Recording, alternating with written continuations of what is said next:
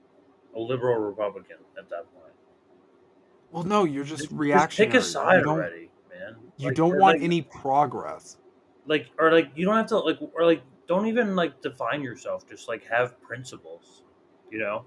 It reminds me of one of my favorite quests in Disco Elysium. Play that, everybody, if you haven't, by the way. One of my favorite quests.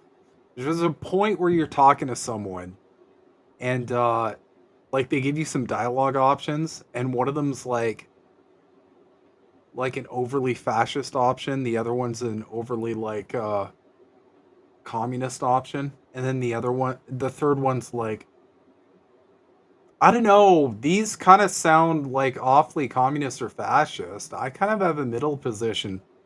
And the narrator literally says, say one of these communist or fascist things or fuck off. It's one of the greatest parts of the video game. And the thing is, an achievement in that game as well is if you do too much center shit, you get an achievement called World's Most Laughable Centrist. Yeah, you get. That's why I love that game, because they call out these fucking centrists. Did you finish it? Oh yeah, I've done 3 playthroughs now. Wow. I became obsessed with it. I need to finish it. Yeah, you do, because the ending is the ending's amazing. It's O-face. You'll have an O-face. But yeah, this is why people hate centrists though, because they represent no actual forward movement. Because if you're always in the middle, then you're always preventing either side from moving in one direction or another. You're just sitting there saying, we all need a balance. We all just need a middle ground in everything. And the problem with that has always been, hey kitty, you want to say hi? Come here. Come say hi. Let's get to our last wild. Piers Morgan had a wild week, but you're showing the camera your butthole again. Yeah. Can you stop? Oh no! Oh no! Oh no! It's both of them. What's up, Simone? Hi. Do you want to say hi? Maybe you're less crazy. Say hi, kitten. Okay. They're both just in. They're in crazy mode. But yeah. Anyway. What's her name? So they're both ladies. The big one that just scooted because she, I don't know, they're both hunting bugs or some shit right now. But the big ones, yeah, they're zooming. The big one's Stormy. We called her that because we found her under the house in a storm, so we thought it was appropriate. And the smaller one, who's still a kitten, is Simone. We named her after my late father-in-law, kind of as a dedication because he passed recently. And yeah, I wake up every morning to them both trying to kill each other. Literally, they have each other in death grips and biting each other and shit. So it's fun. Anyway, yeah, let's get the last segment. Let's finish strong. That's what she said. Candace Owens. I love her. I agree with everything Candace Owens says. She's my favorite person ever. Everything? Please don't clip that. No, I don't agree. I don't agree with that. I'm a fucking Marxist. I think most of the people we watch on a daily basis should probably get the wall after the revolution, okay? Cool. In a video game.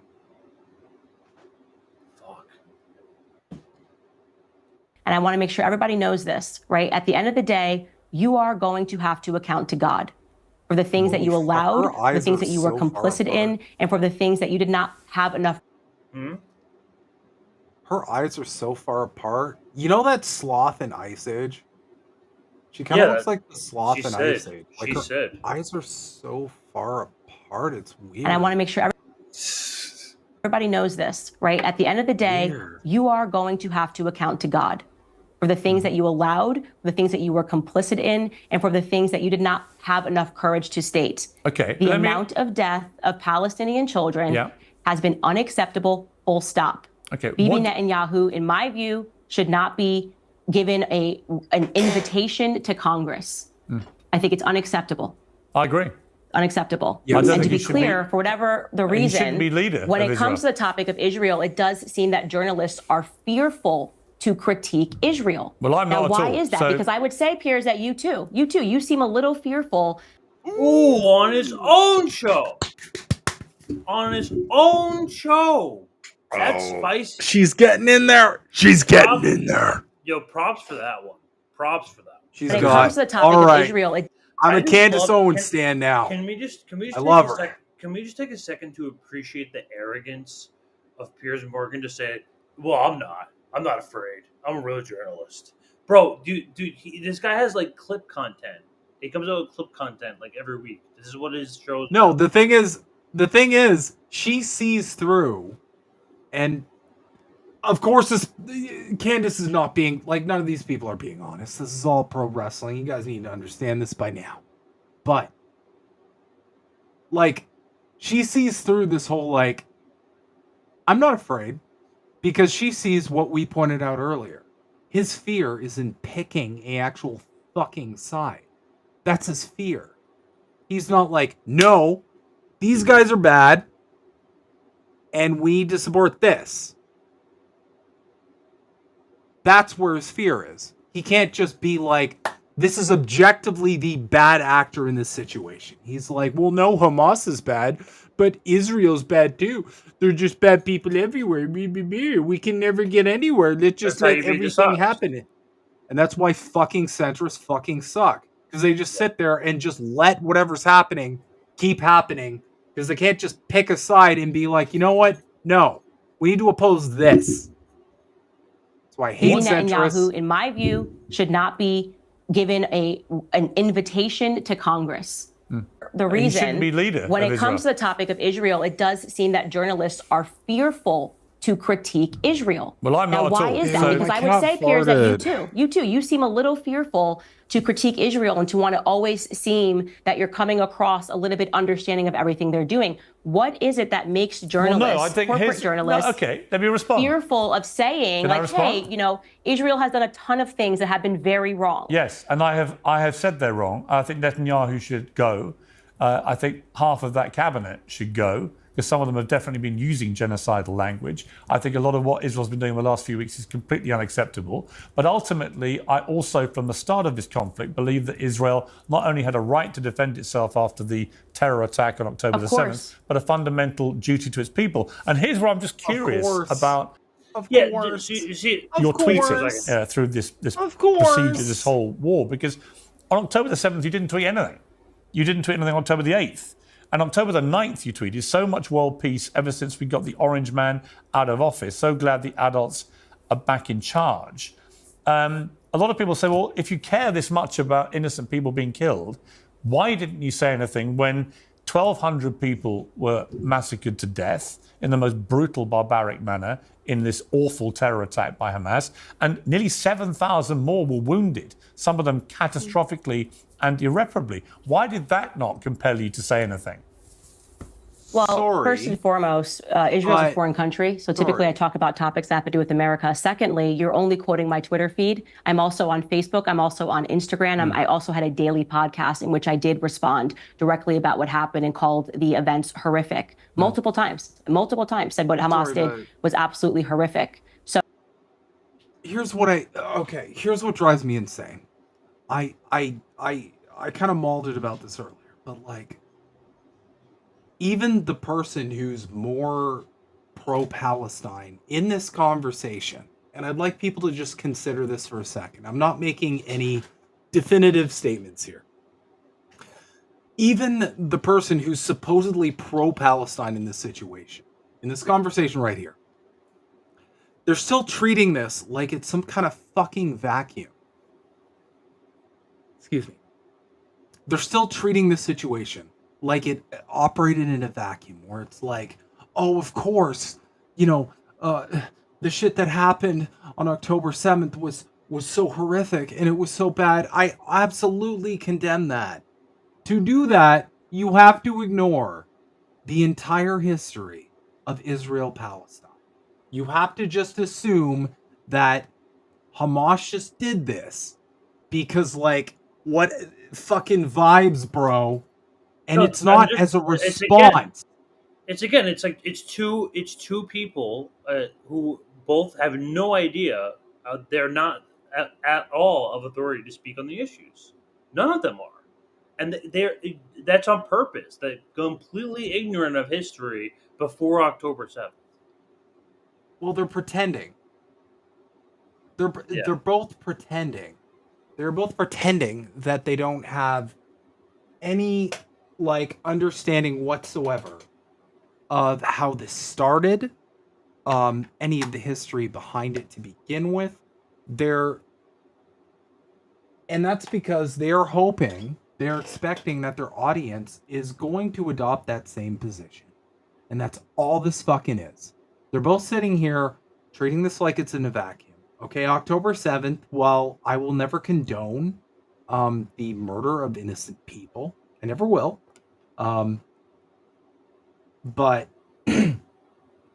you have an obligation as an oppressed class of any kind to respond to your fucking oppressors. You should always be allowed to fight back against the forces that oppress you.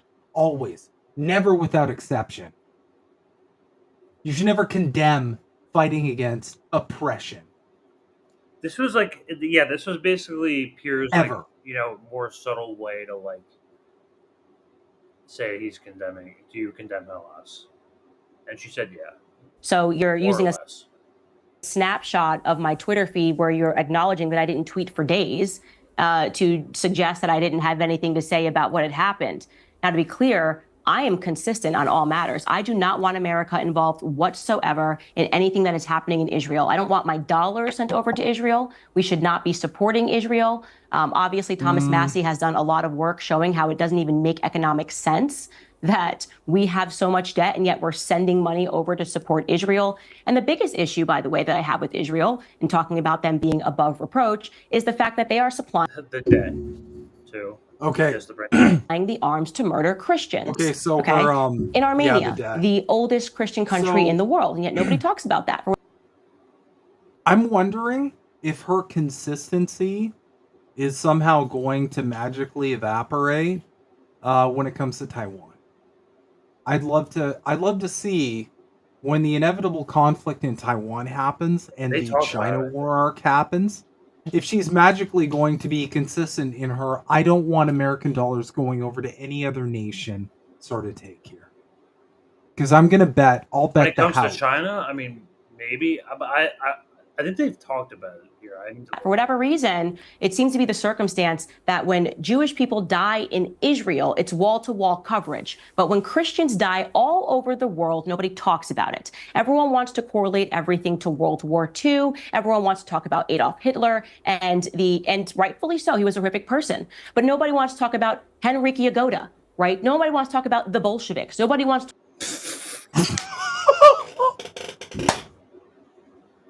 What? Sorry.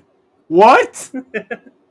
What? That's the theory. So the theory is that the Bolsheviks were Jewish, which is not true. Lenin was a third Jewish. The Bolsheviks were like 13% Jewish. I'm sorry. I'm gonna get in on that one day, like how the Bolsheviks were not actually Jewish, but since Russian is like a mostly like Orthodox Catholic nation, they're saying it's like the Soviet Revolution, the Bolshevik Revolution, was a genocide of Christians. That's what she's genocide. Yeah, but here's the thing. Like, this is what I love about conservatives. They have to insert the fucking Red Scare shit. And it doesn't matter what topic. It doesn't matter what topic it is. They have to shit on communism. Everything. You could be talking about the weather, and they could be like, "Yeah, well, the weather was really bad when Stalin killed 65 trillion fucking people and put them all into like soul chambers and turned them into liches after putting their souls into factories." Stalin.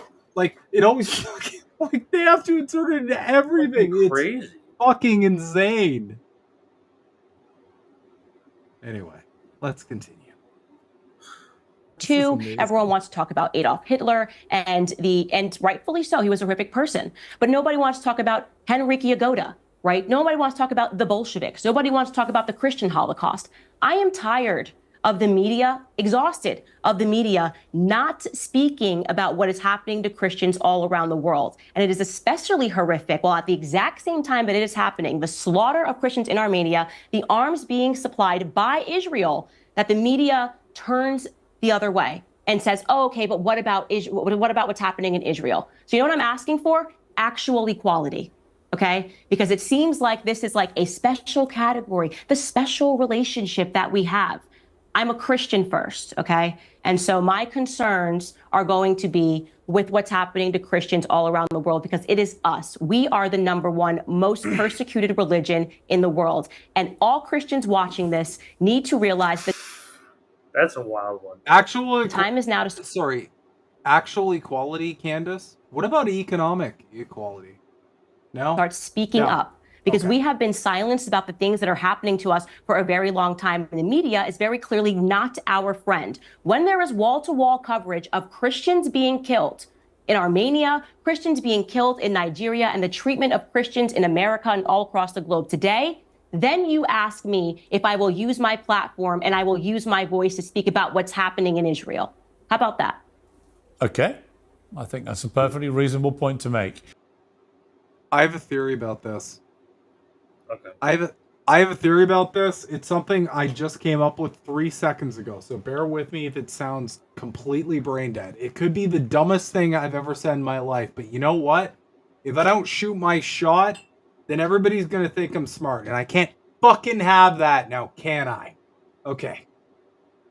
The reason why we're seeing, in my theory that I just made up, the reason why we're seeing certain prominent right-wing figures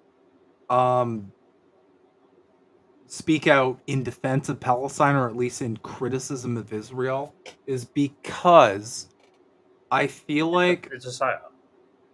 Yeah, the overwhelming majority of support It's is for a coming from the specific left. niche of people. Yeah.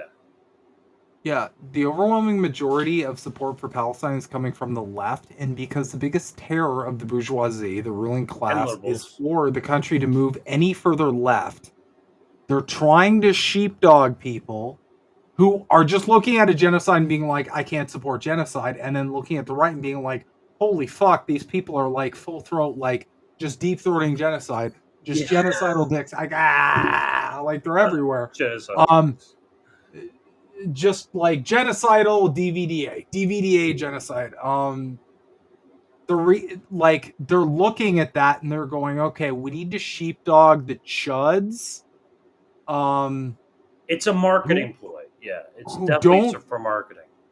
Yeah, we need to sheepdog the chuds who don't support Israel, who think this is like a bad, crazy genocide thing that's happening correctly. We need to keep them in conservative camp because we can't risk them going over to the left, because we can't have these people ever coming. That's the biggest thing. I just came up with this a second ago as well, so bear with me. This might also be a division tactic, because the Palestine thing has gotten so big that what if the left and right, oh no, what if they all came together because they all don't like genocide? Can't fucking have that, can ya? So you gotta and the start Christians and Muslims. You can't have Christians and people Muslims around together.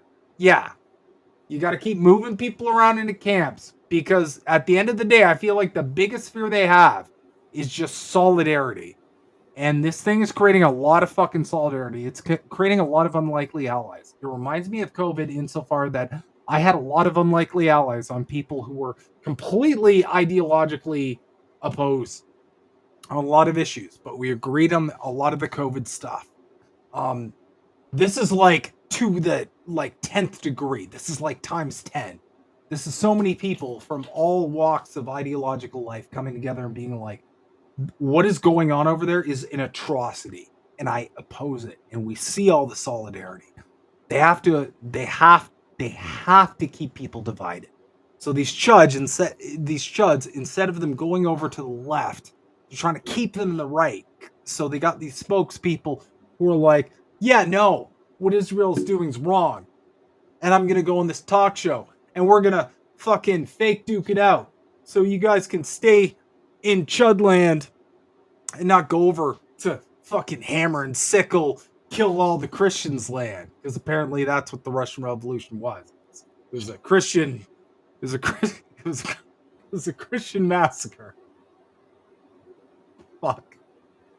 God damn it. All right, People well, are so fucking stupid. It's hit past midnight over here, but so getting pretty. My contacts are dry out, so that's a sign that I'm gonna go to bed. Oh shit. It's a. It's I'm pretty sorry much to all hear we that, have. man, because I actually have 5 more articles I'd like to go over real quick. The first one's an essay. It's from I just like to go over this writing by Lenin real quick, if you guys don't mind. We can actually read. Yeah. I have a passage from Marx as well that we can go. It's only 26 pages, so it shouldn't be too long. No, I'm kidding. I'm just Yeah. fucking. I figured. 5 more. Yes.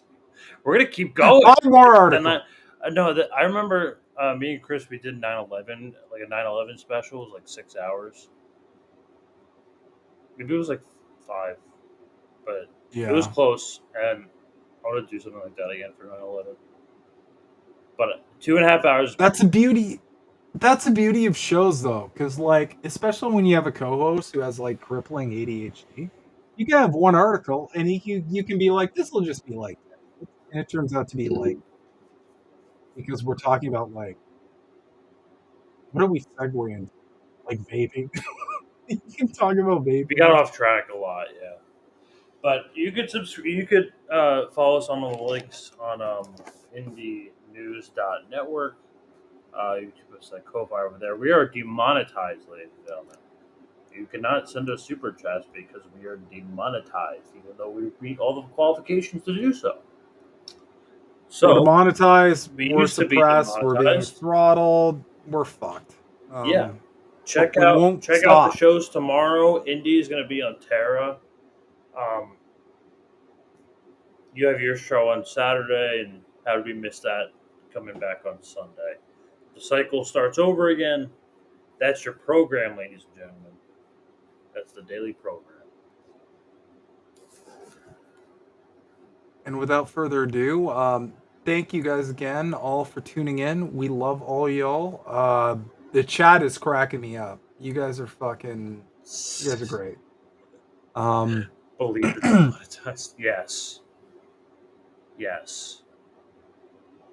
Believe the demonetized. That's how you know you're telling the fuck, truth. that slaps.